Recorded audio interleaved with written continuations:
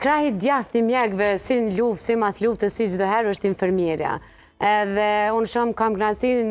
njihemi ka herë zonja Fetie, po roli i infermierit me të vërtetë është jetik. Edhe doktori pa juve s'munet, as pacienti pa juve s'munet. Dhe po ashtu edhe ju si doktor Agroni keni pas, po e tham fatin e mirë që me kontribu për popullin e Kosovës, gjatë kohës kur ndoshta e ka në moshën e re dhe u dash me u kujdes për jetën tënde, ti ke vendos me u kujdes për jetat e tjerëve.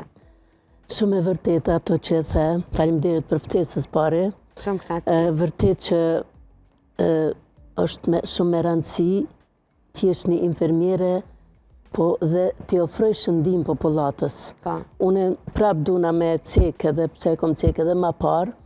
kur fillova me punu në vitin 75 infermiere, më bërcull baba deri në klinikë edhe më tha,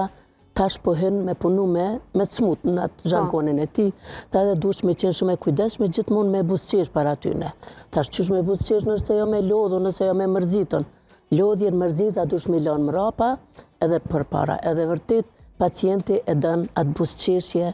ajo i ofron ma tepër ngrohtësi, ma tepër siguri që është në durë të personelit shëndetësor në atë institucion apo kudo që gjendem edhe në kujdesin parësor shëndetësor.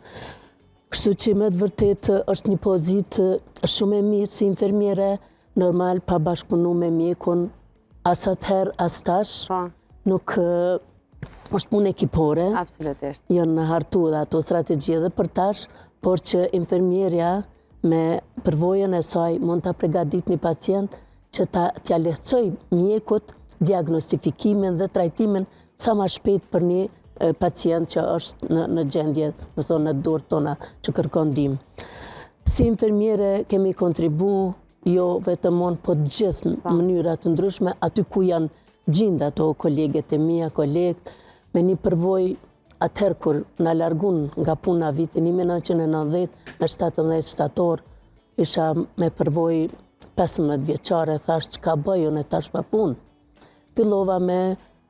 ofru ndihmë terapi në për shtëpi, se s'kishin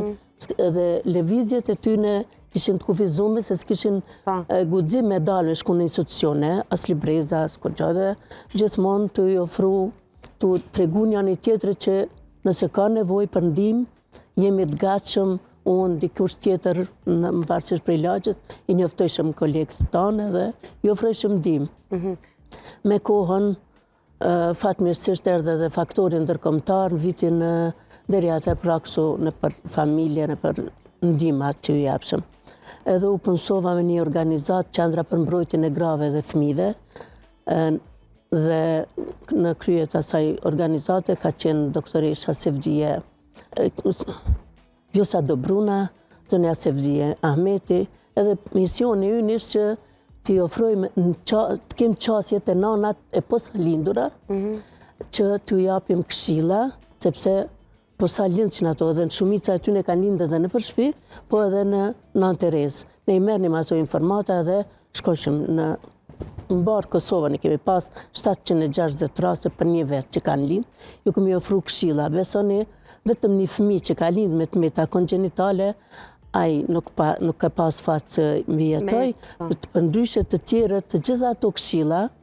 jo vetëm pse i kanë marrë vetë ato nana edhe i ftojshëm edhe antarët e familjes, po i kanë pirë edhe rrethinën, e kemi një nuse që ka lindë, dhe ti ndëgjon këto këshilla se ushqimi me gji është më i sigurt, për shkak se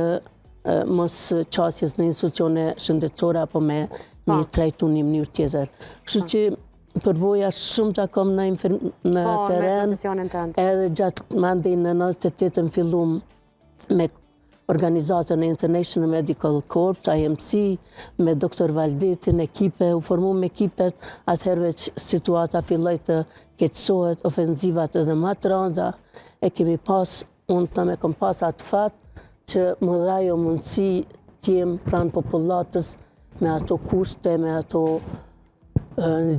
ndihmat që na kanë pru dhe ndërkombëtar të jemi ofru në familje, në lagje, në fshatra që kudo që